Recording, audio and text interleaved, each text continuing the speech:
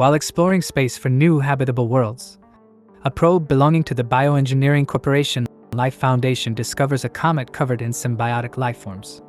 The probe returns to Earth with 4 samples, but one escapes and causes the ship to crash in Malaysia. The Life Foundation recovers the other 3 and transports them to their research facility in San Francisco, where they discover that the symbiotes cannot survive without oxygen-breathing hosts, which often fatally reject the symbiosis. Investigative journalist Eddie Brock reads about these human trials in a classified document in the possession of his fiancée, and Wang, an attorney preparing a lawsuit defense for the Life Foundation. Brock confronts Life Foundation CEO Carlton Drake about the trials, leading to both Brock and Wang losing their jobs. Consequently, Wang ends their relationship.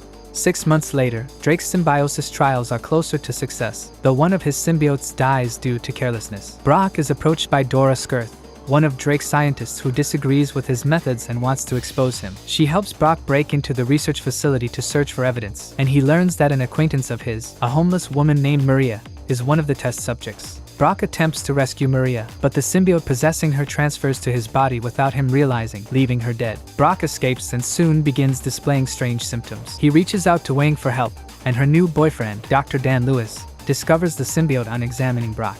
Drake exposes Skirth to the remaining captive symbiote, killing both. This leaves the symbiote inside Brock as the only known surviving specimen. Drake sends mercenaries to retrieve the symbiote from Brock, but it manifests around his body as a monstrous creature that fights off the attackers. It later introduces itself to Brock as Venom, and explains that the comet is searching for planets where the symbiotes can possess and devour the inhabitants.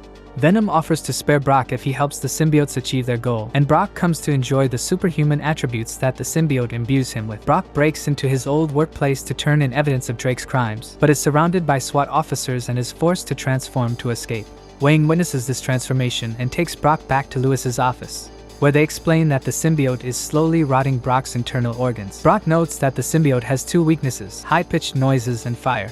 Although Venom claims that the organ damage can be reversed, Wang uses an MRI machine to help Brock separate from the symbiote. Brock is then captured by Drake's men. Meanwhile, the 4th symbiote, Riot, makes its way from Malaysia to San Francisco by hopping from body to body. It bonds with Drake, who agrees to take Riot in a Life Foundation space probe to collect the rest of the symbiotes and bring them to Earth. Wang reluctantly bonds with Venom so they can free Brock. When Brock and Venom are bonded again, the latter states that he has been convinced to help protect the Earth from his kind through his interactions with Brock, and the pair attempt to stop Riot and Drake with Wang's help. Venom damages the probe as it takes off, causing it to explode and kill both Riot and Drake. After the incident, Brock returns to journalism, while Wang believes Brock is no longer bonded to Venom after this, and that Venom also died in the explosion. However, the pair remain secretly bonded and set out to protect San Francisco by killing criminals. In a mid-credits scene, Brock is invited to interview incarcerated serial killer Cletus Kasady, who promises carnage when he escapes. Like and subscribe for more.